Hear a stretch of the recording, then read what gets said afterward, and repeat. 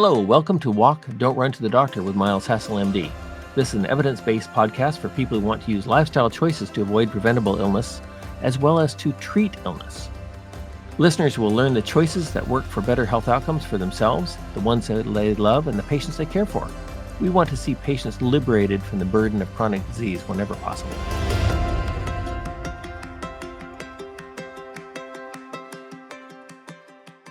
Hello, today we're going to be talking about some of the aspects of using lifestyle to treat autoimmune disease. This approach also, of course, takes into account the probability that by using lifestyle medicine, we can actually prevent much of the autoimmune diseases that we see, but that's not going to be the primary focus of today's discussion. When we talk about autoimmune disease, we are covering a huge range of disease processes of varying severity, from absolutely asymptomatic abnormalities that happen to be picked up on routine testing to disabling and life-threatening illness. So examples of autoimmune disease would be things like rheumatoid arthritis, systemic lupus erythematosus, various diseases that we classify as vasculitis, various endocrine and neurologic abnormalities such as autoimmune thyroiditis or multiple sclerosis, and inflammatory bowel disease. It's a huge range of possibilities, many of which are really life-changing and destructive. So the characteristic of autoimmune disease is the aberrant immune response directed at your own body, the normal body's organs, the cells, the processes that lead to inflammation, cell damage, and disturbance of normal body function. So we're going to be talking today about the lifestyle choices which favorably impact these abnormal immune responses and improve your health.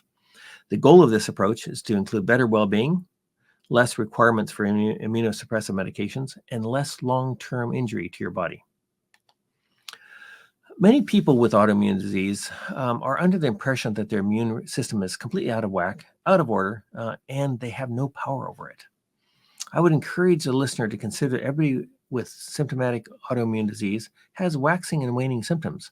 This alone gives you this hint, even when therapy is unchanged and the disease gets better and worse. When it gets better, it tells you a little bit about the fact that your body does have some degree of control over that, over those symptoms, over that disease process. And we're going to try to improve how much control your body has over it. It is very common to find markers of autoimmune disease in people who are perfectly healthy and remain so lifelong. So the marker for an autoimmune disease is not the same as having the disease. What we want to do with lifestyle medicine is to harness more of your body's innate control in a beneficial way, which often can have dramatic benefit to the patient with autoimmune disease. And to paraphrase Jeremiah, is anything impossible for the immune system that we've been gifted with? In other words, don't underestimate your body's design, and that design is designed to be self-correcting if given the right tools. The steps I'm recommending in the next couple of episodes are much easier if you're able to adopt a can-do attitude and optimism that your body is capable of far more than you've seen it do so far. When we're talking about lifestyle choices for autoimmune disease, we're helping the immune system in general.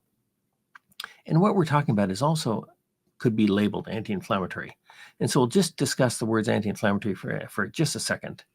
And I don't want to digress too much, but it's hard to talk about autoimmune disease without using the term anti-inflammatory. And we'll talk about inflammation in particular in a future podcast. But remember that inflammation is a key part of your body's healing response. It is critical for tissue repair. It's only rarely harmful, as in autoimmune disease. And so by and large, inflammation is your friend. Only when it gets misdirected or uncontrolled is it a problem. Secondly, every anti-inflammatory pharmaceutical, such as prednisone or ibuprofen, to give two common examples, is a toxin with occasionally useful side effects. And they should all be used with great caution because they can all do a lot of harm as well as a lot of good. And the reason they can do a lot of harm is in part because they suppress your body's normal immune response, which is critical to your well-being. There are many herbs and other nutraceuticals that are claimed to be anti-inflammatory without adequate supporting evidence. And to me, that just looks like fraud. So if somebody is selling you a anti-inflammatory substance that's supposedly natural, ask what studies show that it's anti-inflammatory using standard markers And then ask yourself or that person, given that inflammation is a key part of your body's healing response, is it wise to use an anti-inflammatory substance unless there's really clear-cut evidence for benefit? Think of your immune system as an incredibly flexible tool that is typically much smarter than you or your doctor, or any number of doctors. Given the right support, your immune system generally knows when and how to attack what it is that's troubling you. And when that immune system goes haywire and starts to attack you, what we call autoimmune disease, then there are built-in processes that can usually correct that dysfunction. And so we're going to look at some of the known factors that help correct immune dysregulation.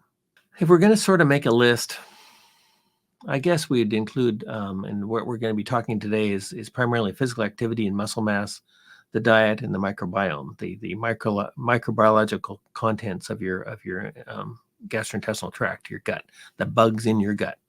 Elements that are perhaps more important that we'll be talking about at a future time include waistline, sunlight and heat, and sleep.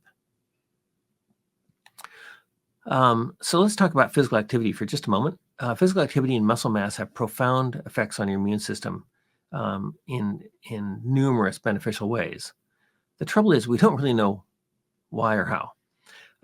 It's pretty fuzzy. So we know that there is beneficial effects of exercise and muscle mass on your immune cells themselves, the inflammatory response in general, oxidative stress, and epigenetic regulation, which means how your body decides kind of which genes to turn on and which genes to turn off in order to make everything work well. Now, we're going to be talking about exercise a little bit, but it's probably useful to know that there is likely an excess dose of exercise. We don't talk about it much because so few of us are at risk. Most of us are kind of slugs, and that includes me. And very few of us are at risk of exercising excessively. But I think if you look at ultramarathoners, for example, these are choices that people make that might actually be harmful for the immune system. So I'm not saying that you need to go out and become an ultramarathoner to put into action what I'm talking about. The perfect exercise prescription is unknown.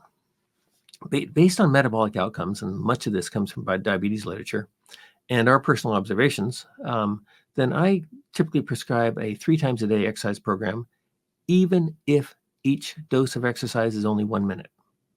So it appears to us that people do better with more frequent exercise in smaller doses than large doses less frequently. So we work with the patient to find something they can and will do. Something that involves upper and lower body when feasible, depending on their disease process, and something that's sufficient to get them short of breath. Often we use a physical therapist or an experienced physical trainer to help the patient devise a program that they can do at home when an easy to follow program is not obvious to the patient. In other words, when they can't say, hey, I can do this and this and this, then we find experts who can. And a few points stand out that seem to divide the successful patients from the unsuccessful patients. The successful patients choose a program and realize that it's beneficial, that they're not being punished by being told to exercise, that this is something they'll do because it's the right thing to do for their health, for their well-being, for their future. They need to choose, I think, something they can do at home with minimal equipment and without changing clothes. And there's a thousand options within that. But you have to have this optimism, this saying, hey, I'm going to make this work. They plan their exercise and make it a priority. They find a program that's not painful. They find something involves upper and lower body over the course of the day. So over the course of the day, they do different exercises. And that involves, in all probability, in most people, it probably has to involve a little bit to do with weights, what we call resistance exercise. People who are successful don't make excuses as to why they didn't do 1 minute of exercise 3 times a day. Everybody can find time to do 1 minute of exercise 3 times a day. If you're not finding that, we argue you're probably just not committed to this approach. And also, don't make excuses as to why you didn't get short of breath. Intensity does seem to matter. And so if you're not getting short of breath during that 1 minute of exercise, you probably need to increase the intensity or find a different exercise. When we're talking about diet, then the Mediterranean diet so far has by far the strongest evidence for health in general and for autoimmune disease in particular. It is likely that all whole food diets have a similar benefit to the Mediterranean diet, but the Mediterranean diet does have by far the most evidence. We're going to give a quick overview of what we think of when we're talking about the Mediterranean diet. And this has gone into in much more detail in our book, Good Food, Great Medicine. So the things we usually start with when we're talking to people about this is, first of all, have a fruit or vegetable with every meal and snack. In other words, your entire food, your entire diet is built around fruit and vegetables to which you add something else. Make extra virgin olive oil your main primary kitchen oil, and we'll be doing a podcast just on the health benefits of extra virgin olive oil all by itself, because there is that much data that demonstrates that extra virgin olive oil reduces the risk of just about every disease process known to man. Certainly, it's okay to use other oils, other traditional oils such as butter and coconut oil, especially when they're preferable for taste reasons. But we think that the bulk of your kitchen fat should be extra virgin olive oil. Include beans or grains most days. And in the current food delivery environment, it's probably best to have your grains in the whole form, such as groats. We don't really care which grains. Is it oats? Is it rye? Is it barley? Is it wheat? Is it quinoa? Is it brown rice? We don't care. They're all good. We like to remind people that of all the food groups that are out there that have been studied extensively in multiple studies, then of all of them, then grain of all the food groups, whole grains continue to be prominent, perhaps the most prominent in terms of long-term health outcomes. Some people don't tolerate gluten, and that's okay. There's lots, there's the only grains that have gluten are wheat, rye, and barley, and there's lots of grains outside of that you can use. So don't let gluten intolerance dissuade you from using grains.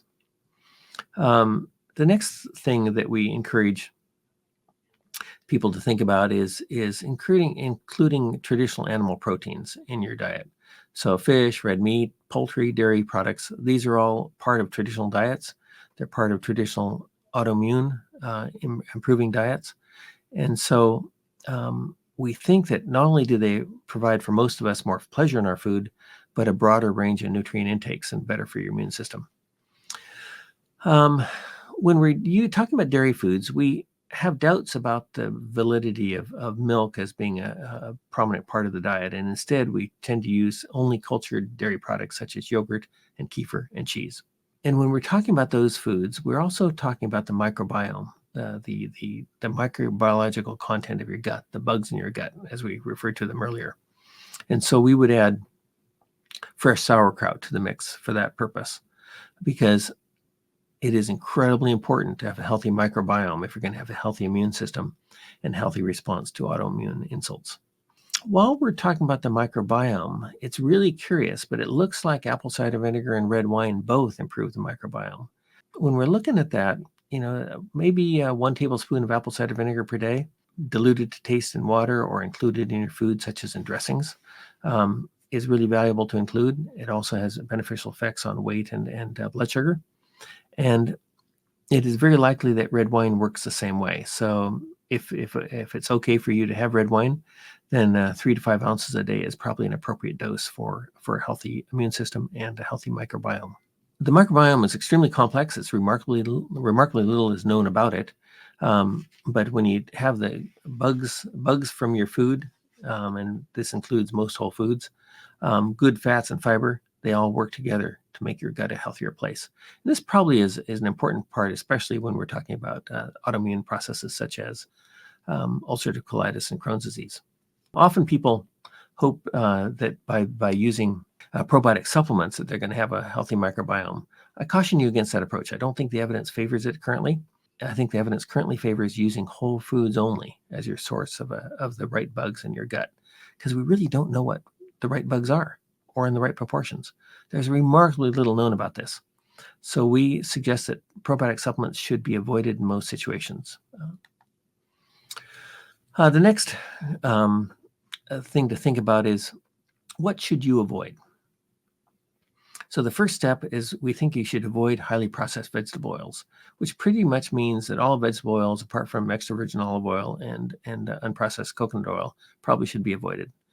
And the basis for this is, first of all, the lack of evidence that these oils are actually good for you. They actually improve health outcomes. The second reason to be cautious about them is that when we look at how they're processed, it's typically at very high temperatures and pressures. Temperatures of 200 to 500 degrees Fahrenheit would be common in processing. And they have their nutrients stripped out of them. So unlike extra virgin olive oil, which is a highly nutrient-dense food, then these foods are nutrient stripped. They are also novel foods. In other words, up until the Industrial Revolution, you couldn't make them. And the reason they're nutrient stripped is because without doing that, they really don't taste very good. So avocado oil, grapeseed oil, canola oil, soy oil, all of these highly processed vegetable oils, we would argue are best avoided. Some of the traditional ones, such as sesame oil in its unprocessed form, is actually probably a really good oil. But it's not a prominent part of our society, so it doesn't really, it's not really part of our mix. And it's hard to obtain unprocessed sesame oil anyway. Often people speak of smoke point as a reason to use some of these other oils. We're unaware of any relationship between the smoke point of an oil and the value of it for human nutrition. We think that this is probably what we'd call a straw man argument. And we would argue that if your oil in your pan is burning, then you've taken too long to add your vegetables. So just change your cooking style. The next group of foods I think are best avoided if you're going to follow a whole food Mediterranean style diet to help your autoimmune disease are the sugars and sugar substitutes. Processed sugars and sugar substitutes have considerable evidence for harm, and we go into this in some length in our book. They contribute to inflammation. They contribute to all kinds of disease processes, and especially anything involving the waistline and immune dysregulation, such as through diabetes. And they're empty calories. You're far better substituting sugars and sugar substitutes with whole foods, such as fruits, vegetables, beans, grains, and animal proteins. And this is a softer recommendation, but I think great caution should be exercised with respect to eating foods made with flour if you have autoimmune disease. So the problems with foods made with flour, and I'm assuming that you're not grinding your own flour, is that these are really very rapidly metabolized starches. In other words, they work pretty much like sugar in your body, and they are largely nutrient depleted simply because of the processing steps taken before it gets into your household. And in the case of white flour, which is the most dominant flour out there, it's nutrient depleted. It pretty much acts like sugar in your body. So we would strongly recommend to avoid most foods made with flour, which is breads, crackers, pastries, and so on, unless you make them yourself. And we have recipes, of course, in our book that would help you with that. We identified some of the things that make it likely the patient is going to use physical exercise and muscle mass to their benefit. We also can identify who's going to be the most successful with applying the Mediterranean diet. And one of them is they're going to make their own food at home. And if you look at the studies of the Mediterranean diet, and that includes, for example, Lyon Heart Trial, then you see making food at home is a strong component of probably why the Mediterranean diet works. And so I'd strongly recommend, if you're going to try to employ this approach, that you make probably 90% of your food at home. This is going to take time. It's going to save you a lot of money. It's going to mean that you bring your own lunch to work if you eat lunch at work. And so think of what your long-term health goals are, and then say, what's it worth it to you? Is it worth putting a few other things aside and instead making more of your own food at home?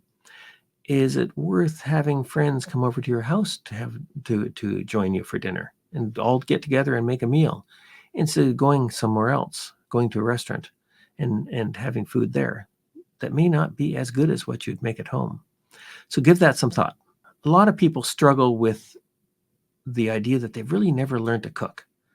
And so getting together with friends who do know how to cook is a really valuable step. And in our book, Good Food, Great Medicine, we have numerous sort of tricks and tips that my sister Mia has put together to make the whole food Mediterranean style diet much easier to achieve for a busy household. So What does all this mean for somebody with SLE or multiple sclerosis or inflammatory bowel disease or rheumatoid arthritis?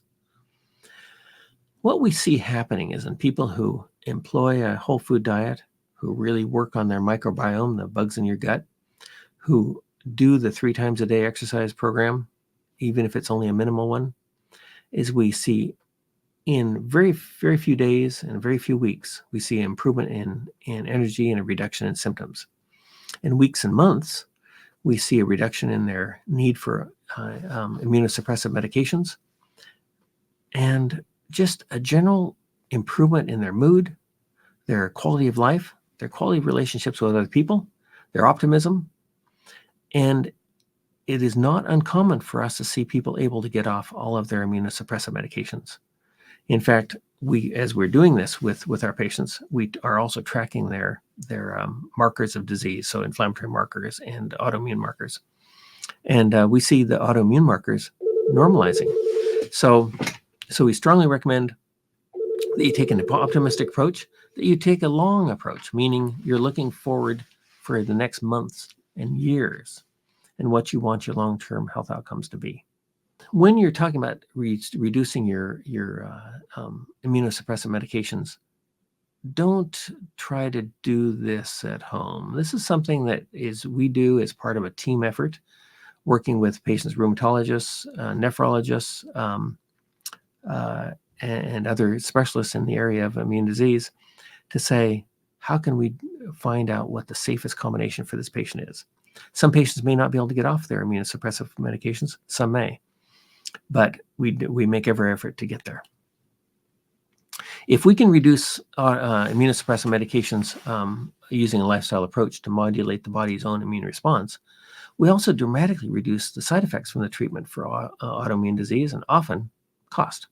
A recent patient that was able to normalize their autoimmune disease completely, as measured by symptoms, autoimmune markers, and inflammatory markers, was able to stop a medication that cost $20,000 per shot, and was actually fairly dangerous medication.